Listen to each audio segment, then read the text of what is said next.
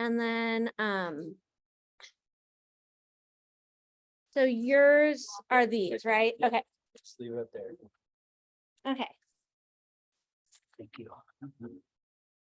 I'll steal your seat while you're. Perfect. All right. So we're gonna go ahead and just leave it in non-presenter mode so I can see my notes. We're gonna cover some of the summer 23 release. Again, my name is John Kesky with Summit One. And we're gonna go over a lot of the more admin type updates. I'm only gonna cover one cloud update that I thought was interesting. There's a lot more out there, so do your own research. So flows. Right off the bat, no longer able to create process builders. They turned it off. So, but you can still edit existing. You can still activate and deactivate existing. You can, like I said, edit them. So whatever you need to do with existing process builders, you can still do that. You cannot create new ones. That's the only thing you can't do. And process builder will not be supported any longer. So no more updates to process builder. I think they said winter 24 is when they're going to shut it off. So we got a little more than a year before process builder goes away totally. Yeah. And APIs and deployments still work. So that's the long and the short of it. Open beta, this is a cool one, reactive screen components. So you no longer need to have multiple screens and rely on the next button to pull in information to your screen flow. Reactive components will now allow you to, they talk to each other now. So that information will happen in real time.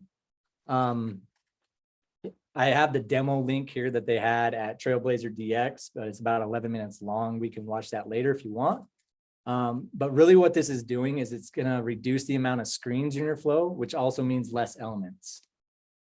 In conjunction with that is reactive formulas, which is also an open beta right now.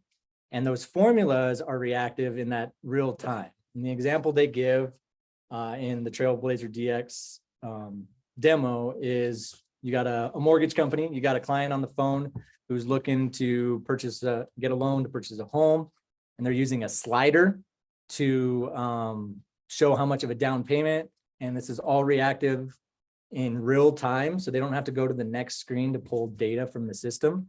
So they can put in new numbers, say, okay, you want to put $20,000 down, this would be your mortgage payment. You want to put $50,000 down, this would be your mortgage payment.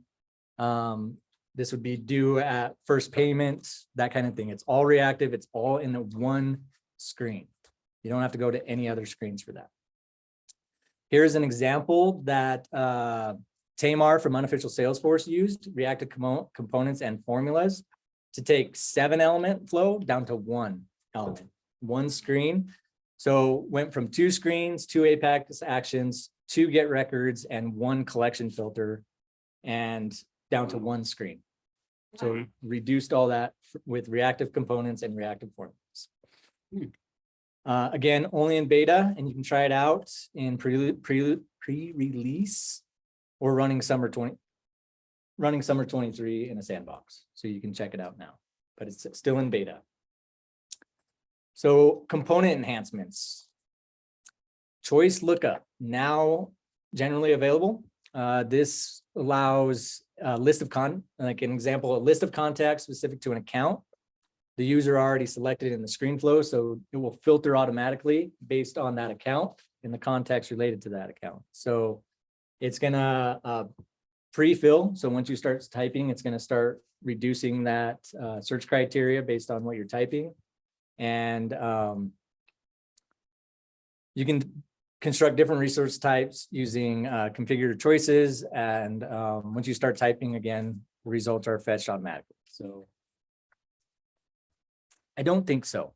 I think so. This is like when you're in a screen flow and you're trying to select something within that screen based on another selection from that flow, like an account, you can populate all the contacts or other elements that are related, right? Something I've tried to do where I've got a lookup component, say of contacts, but a contact like the billing contact on the account record has already been selected. And I wanted to show the user that it's already been selected. I couldn't find a way to do that other than have another like field that says, well, this one's the one that's currently selected. Like you can't have like it's already defaulted in there. Is there any way to? That's a good question. I don't know. I didn't see that in their demo. It was really just being able to filter down a large list to a small list. So Just you're by typing, yep. which is very. Yeah.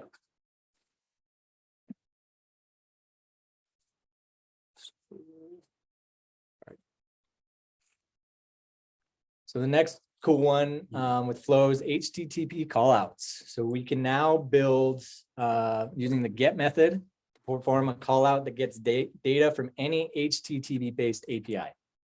So an example, a customer service rep needs to check a customer's credit. The HTTP callout can be connected to an external bureau to get the credit score. So you can pull that into your Flow using the HTTP callout, and they are reusable. So you can use them in different areas. Related to that is you can post using HTTP callout, but it's a post data to external system. So if you have to update an external system from within your Flow, you can use the same type of resource. We're using it with Zapier, Okay. trigger things in Zapier. Nice. And we're actually using a get to Zapier, right? Oh. Because the post wasn't there. Okay. All right. Oh, all you need to do is do a get to Zapier. That triggered Zapier because in the get you put in some payload Mhm. and then it did its thing. Okay, right on. So send email action enhancements.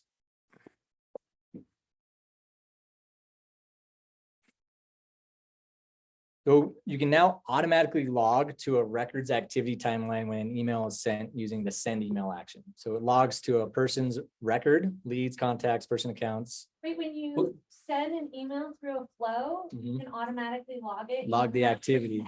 Yes. Yeah. Yeah. So it will, so let's say you send it to, yeah, you want to log it to an account and to the person, the contact on that account, it will log to both. And then, yeah, so that's big. You just got to fill out the, Now I gotta. That's the next one. So- Create task elements in 5,000. so related to that, you can now use email templates to send that email and it will put that in that activity as well. Is this a new element that's within the? It's within the send email action, so it updates, yeah. Yeah, you don't have to create it in the Flow. You can use the record ID of the template inside the Flow in this. So you write the template like. Yep. In the template build. Uh-huh. So does that eliminate the email alert? I don't think so. Actually, I don't know. That's a good question. Yeah, I would imagine. But it So, seems like if you're defining all that, that's kind of some of the stuff you'd have in yeah, the so email. like you alert. get, your email template ID. Recipient ID, who sent it. Yep, That seems like a email alert kind of stuff, kind of, yeah, but it's logging it on the activity timeline. and it's logging. When, does it give you the option to CC multiple addresses and do they have to be comma separated? I do remember reading something about that. And yes, I believe so. And they do have to be comma separate. Gravity Labs came in with something that did this exact thing 8 years ago. And Salesforce came in. Finally. So those are the big ones, based around Flow. So mobile, the big one for mobile now is dynamic forms are now open beta on mobile.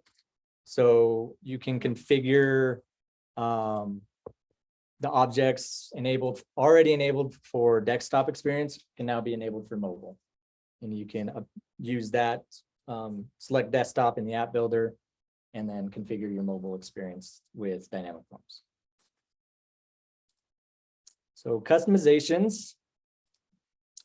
Support for quick actions on related lists. So we can now declutter the actions in the highlights panel and add quick actions directly on related lists.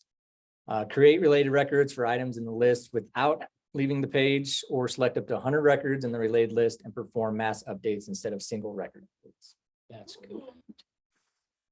So you can check, Mhm. yeah, you can check list items in the related list and click the button and say, Yes. send email to all of us. Mhm. Yeah, mass updates, and it lives right on the related list, not in the highlights panel.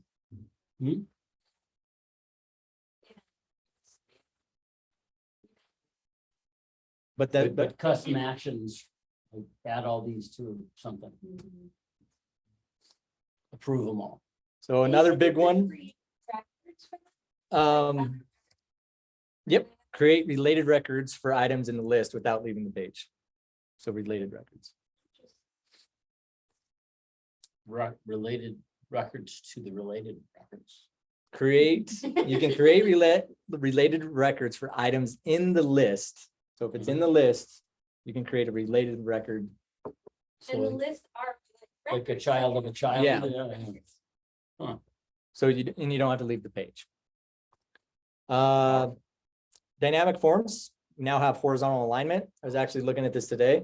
So it doesn't matter. So if you have two fields and you have one of those fields that has a lot of information in it, it's no longer offset. The field next to it will drop and still stay horizontal with It's the like next they field. listed it true to the core. Whole release doing those things. I was actually looking at this at work today. It's just a checkbox. You just, when you're in the Lightning app builder on the dynamic list view, and you just collect horizontally aligned and it will do it. It's pretty sweet. App cloning. You can now create a custom Lightning app based on an existing custom app, but using the clone action in the app builder. So, and then it will take you through the same process and you can change whatever you need to, but you can clone from an existing now. You don't have to start from scratch. Another big one that is generally available, bring your own data to forecast. So you can now access, users with access to be able to import data and who have the managed forecast custom data permission can import data to each forecast type using data loader or through the API. So you can use a custom number or currency field to forecast custom data object to store the data. So basically, if you have data out that lives outside of Salesforce, instead of having to switch to that external source, you can now bring that data into Salesforce to be forecasted against. And the big one that we finish up on is Sales Cloud. You can now use opportunity product splits. So you no longer have to create two opportunities and split the difference. If you have two people working on the same opportunity to give them credit, you can now split it to go to on the same opportunities. So if Nick and I were working on an opportunity and it was closed won, and he was allocated 60% and I was 40% of that, it would roll up to Byproduct. Yeah, by product. It will Okay, roll up. so the SE for product A and then SE for product B. Right. Yep. And allocate appropriately without having to create a separate opportunity. So those are the big ones. There was a lot more cloud specific ones in summer 23 release. Any questions? That is all I got. Thank you. So, Nick, oh, hold on, Nicholas, do you got any questions? No, I appreciate it though. Okay. Yeah, thank you. All right. That was great. Yeah, no problem. All right. So we're gonna meet at least 4 times a year.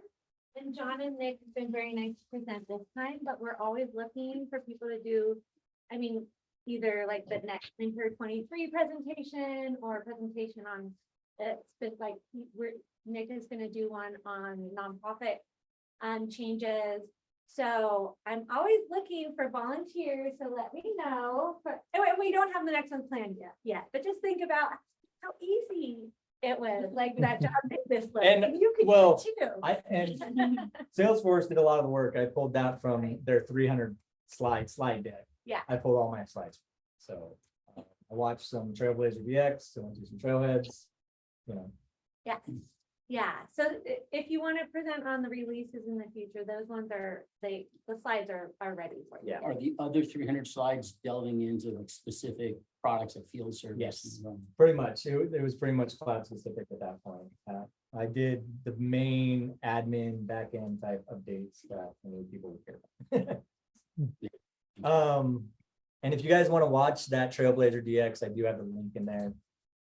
Don't you see the reactive components. Yes, I'll share this in Slack. Okay. So if you're not on, is anyone here not on the Slack channel? The Reno-Tahoe one? Okay, well, before you leave, let's get you on our Slack channel. Me too. Okay, so before you leave. too. Okay.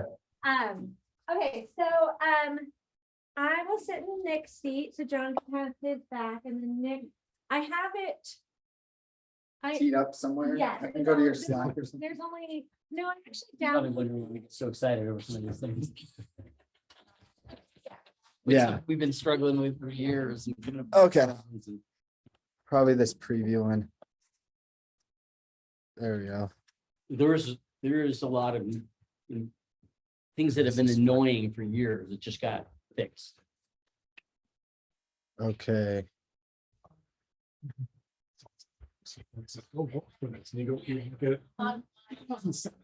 Exactly.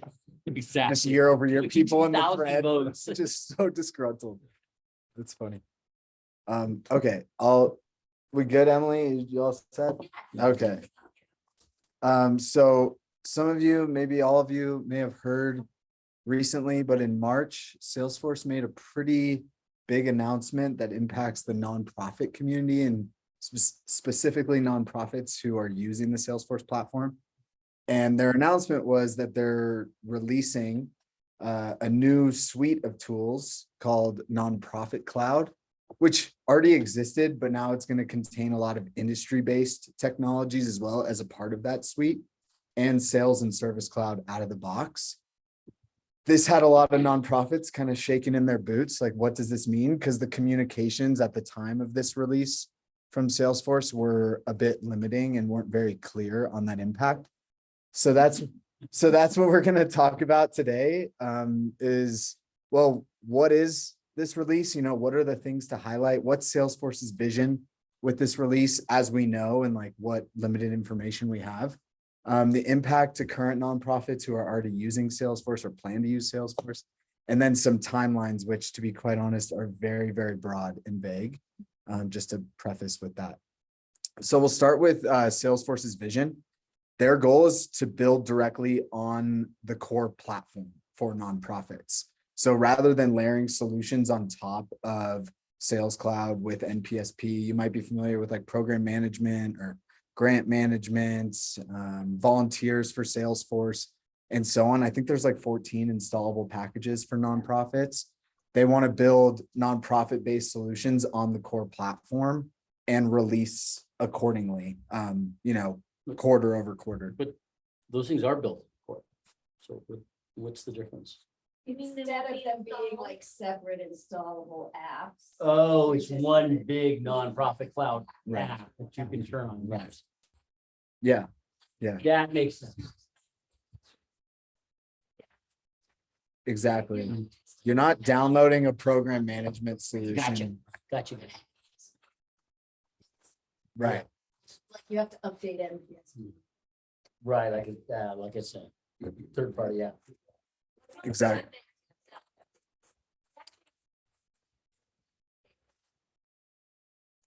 Oh, Yeah, actually very, very frequently. Thank you.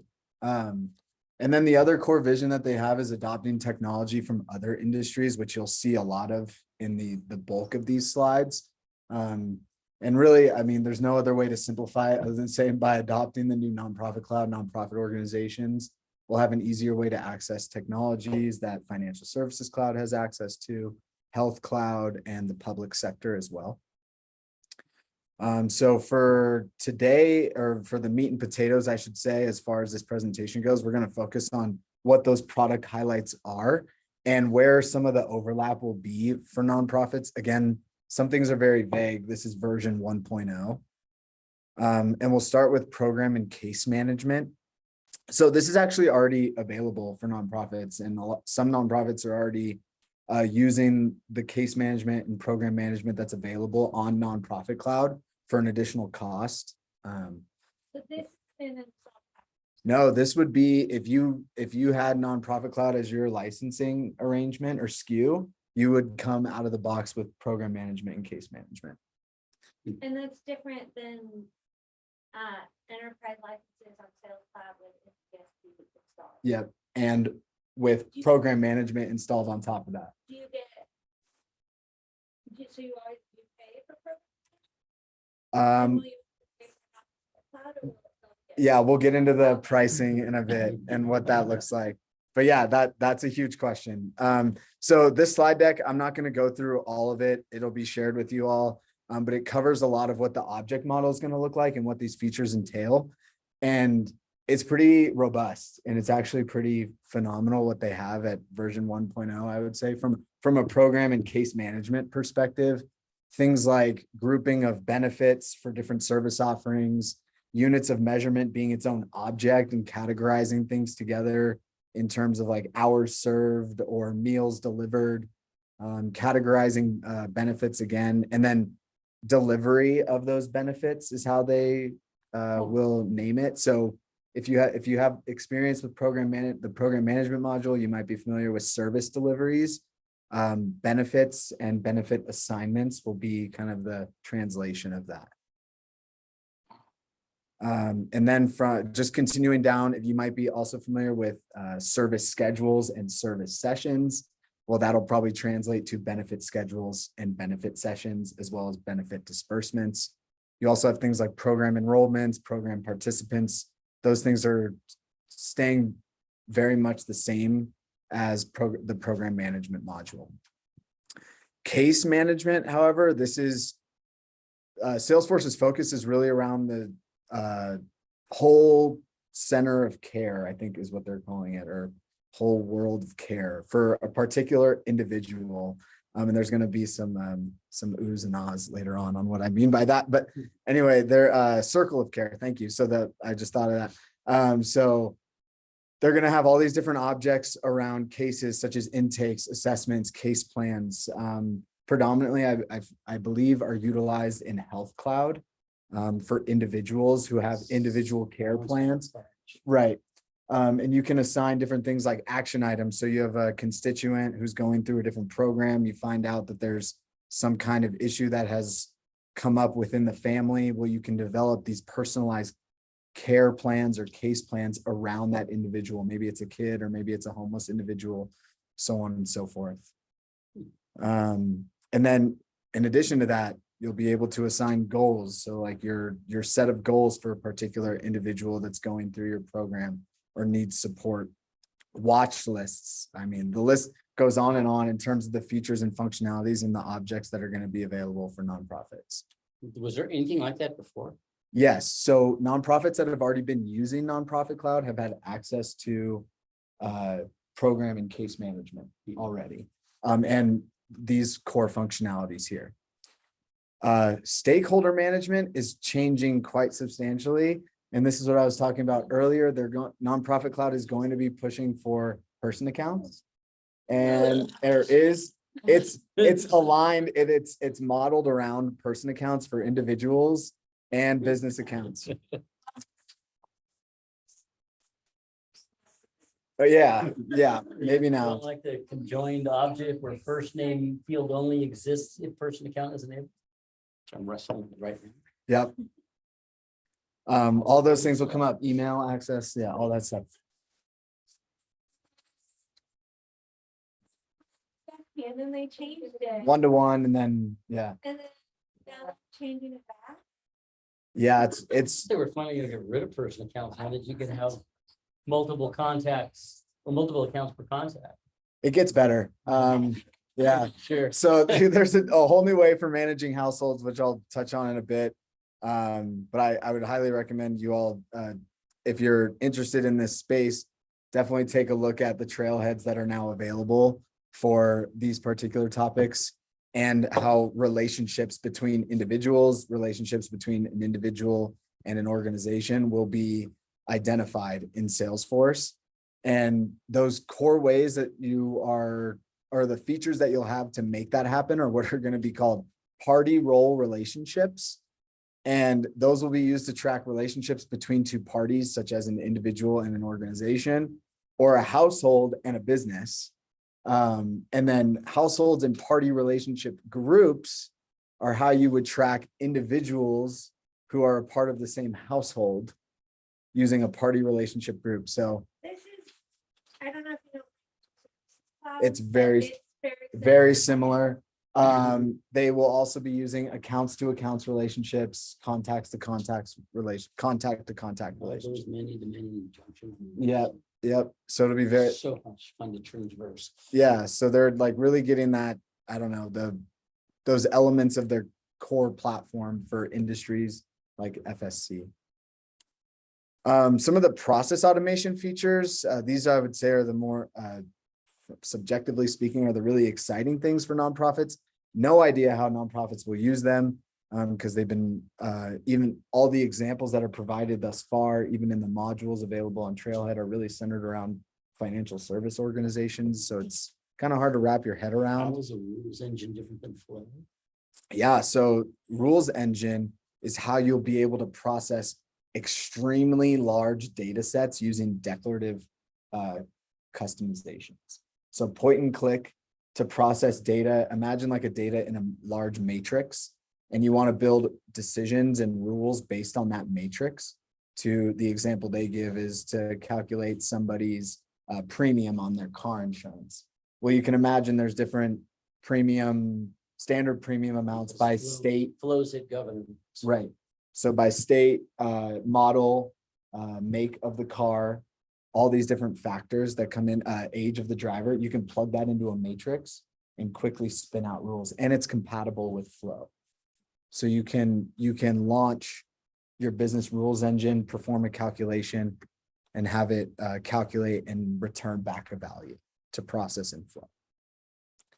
There's a great example and walkthrough in the slide deck, which I highly recommend you all check out. It's about 10 minutes long. There's a link here that'll take you to where you can get access to a trial org to try it out. And then more helpful links can be found at the Learn More section of this slide.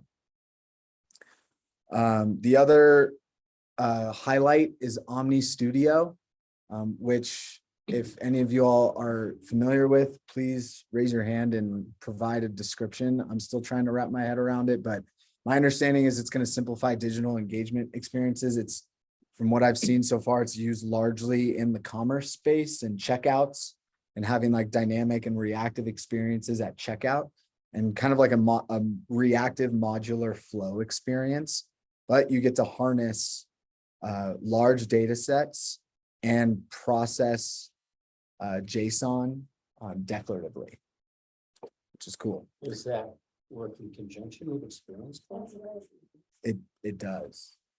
So you use Experience Cloud until you get to the really complex bit. And then You would, Omni Studio. yeah, you would embed like an Omni Studio flow that uses all these like reactive pushing and pulling of large data sets to return some kind of So it's like dynamic the really experience. complex component that's inside your experience. Right.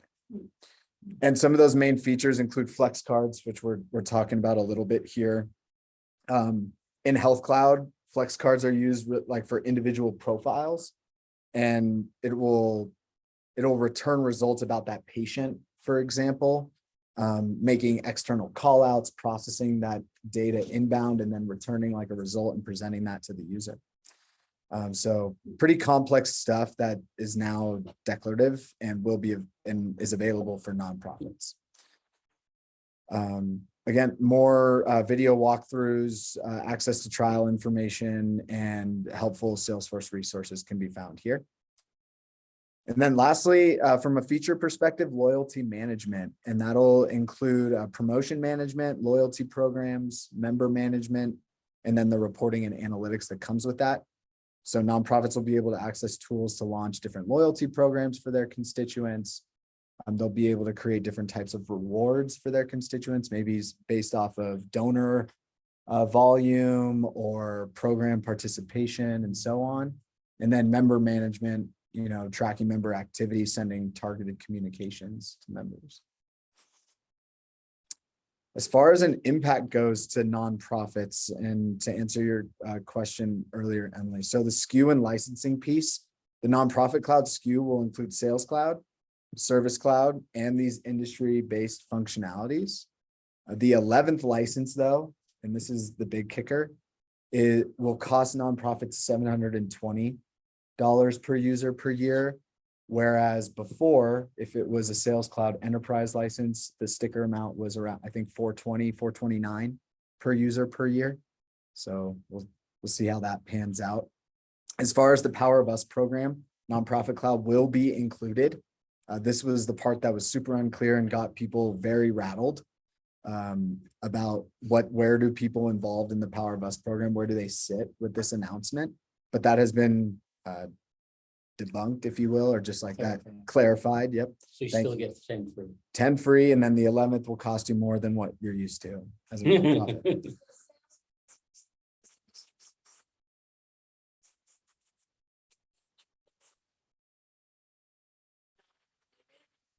Trying to think of all the things that are included with enterprise, like what are they gonna? Are they taking anything away? Because they're not enterprise edition licenses anymore, right? There's still the enterprise edition for that They- too. Enterprise. They are, yeah, It's Enterprise edition with, of Sales Cloud and Service Cloud.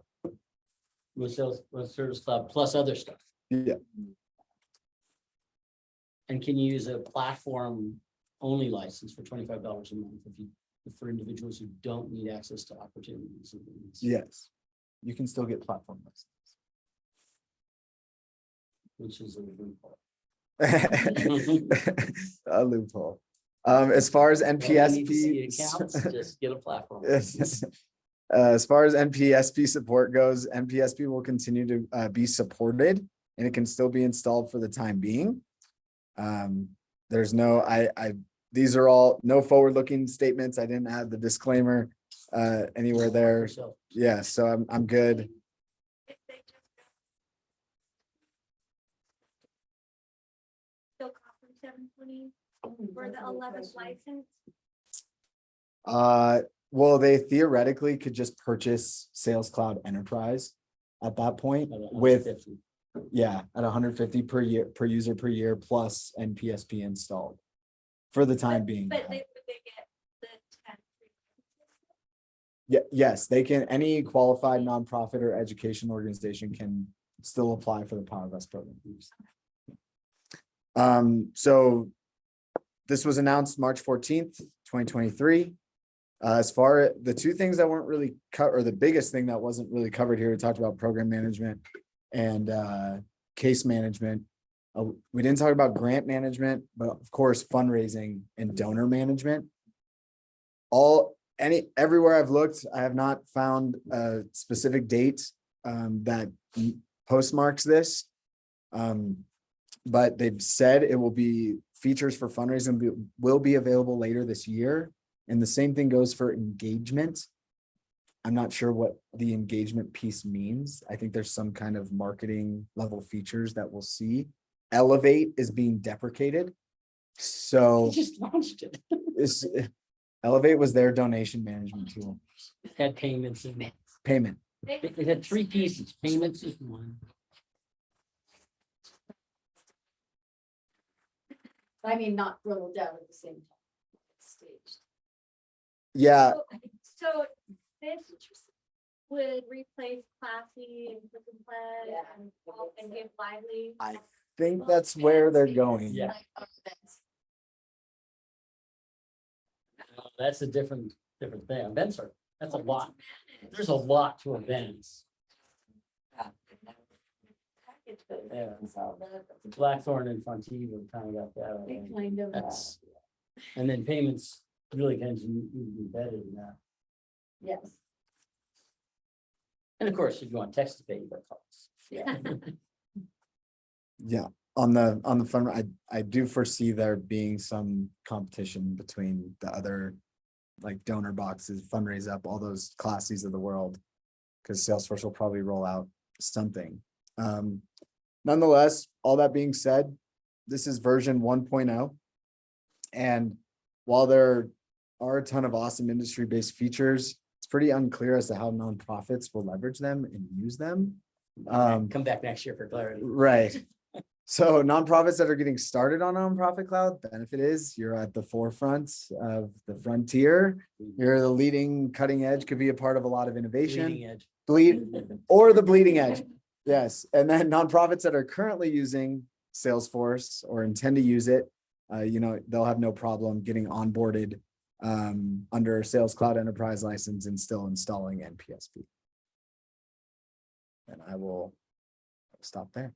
Did they talk at all about like if a nonprofit is already using NPSP, say in some of the other packages, like migration pass, the timelines or estimated costs or any of that? You guys just Come back next year.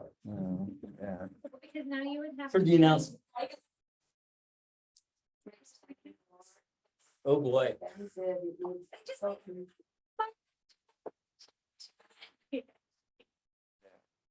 A lot of unknowns. Lot of,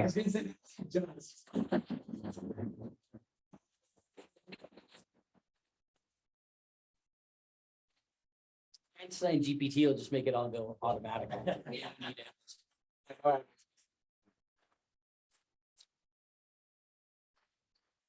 No, with 2000. right. That's when that all happened. 10 years. Is Nick still there? Yes. Oh, yeah. they sold- I'm here. Did you have any questions? No. I was just trying to hear everybody else's question. It comes in at little spurts, but no, that was great. Thank you. We're talking about how much we love person accounts. Great. It's like, I thought we were gonna board with. Well, that is all. Emily, do you want me to unplug or close this out?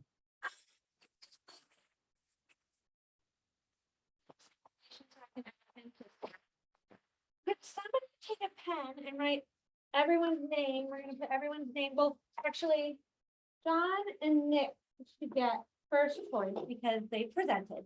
Then we're gonna put everyone else's name in a bowl or something, and then we'll just pull people out and then you can go get something from Swag. Can we use one of these? Yeah, I was thinking that. So John and Nick. Everybody grab one and just. Here. And, And then.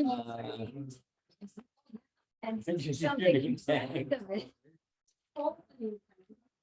Okay. we're just fold this up and put them in a pile. Nick, I am looking Need the name tag. for the add coworkers. Okay. I'm inviting you to the workspace. So what's your email? Yeah.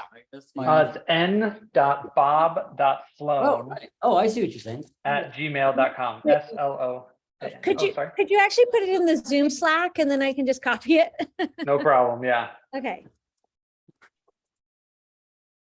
Okay, and yeah, fold it and then is there an extra bowl? Fold it, wad Clean it bowl? up. Oh, no, that's perfect. Okay. So then let me check the Slack. Okay, copy, Should we put Nick's name in the hot too? except he's not here to pick anything. Oh, yeah, never mind. You have to show up. I know. I wish I were there. Man. Okay, and Nick, I invited you and then, Thank you. actually, like, if you two want to just put your emails in. Okay, so did everyone put their names in? Mhm. Okay.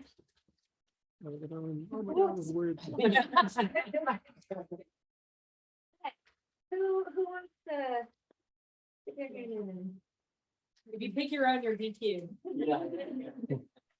Big ones, little ones, and I'll just grab some stuff and I'll stick together. You call it separate or just? Shirts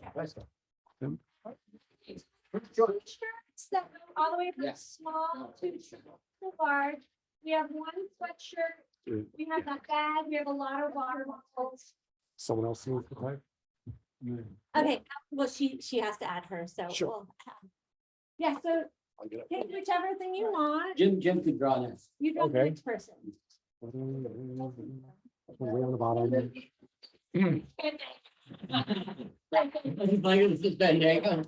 Nash. Nash. You're a winner. Oh, me.